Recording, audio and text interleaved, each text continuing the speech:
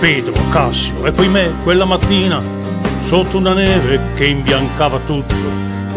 Dovevamo incontrare su in collina l'altro compagno, figlio al biondo, il brutto. Il vento era ghiacciato e per la schiena sentivamo un gran gelo da tremare.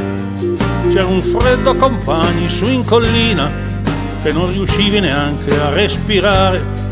Andavamo via piano e te cammina perché veloci non potevamo andare, ma in mano tenevamo la carabina, ci fossero dei toni a cui sparare.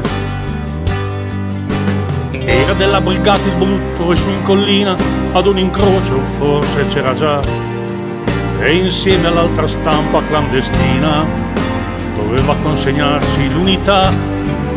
Ma Pedro si è fermati e stralunato gridò: compagni, mi si geli il cuore, legato tutto a quel filo spinato. Guardate là c'è il brutto, è là che muore.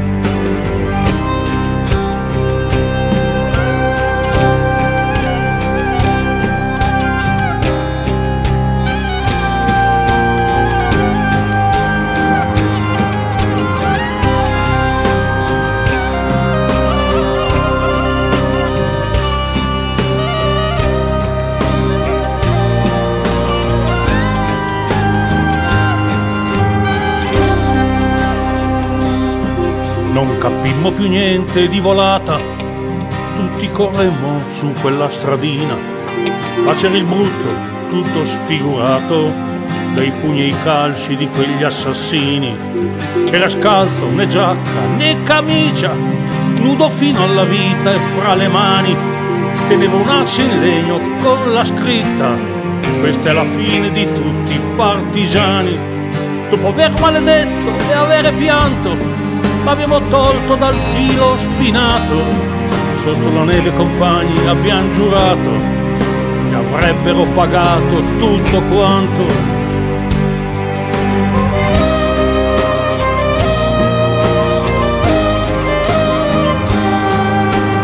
Abbiamo sepolto là sulla collina e sulla fossa ci ho messo un bastone. Cassio ha sparato con la carabina. Un saluto da tutto il battaglione. Col cuore stretto siamo tornati indietro sotto la neve, andando piano piano, piano sul ghiaccio che sembrava vetro, piano tenendo stretta l'asse in mano. Quando siamo arrivati giù al comando ci hanno chiesto la stampa clandestina. Cassio mostrò i cartelli in una mano e Pedro indicò un punto su in collina. Il cartello passò di mano in mano sotto la neve che cadeva fina. In gran silenzio ogni partigiano guardava quel bastone su in collina.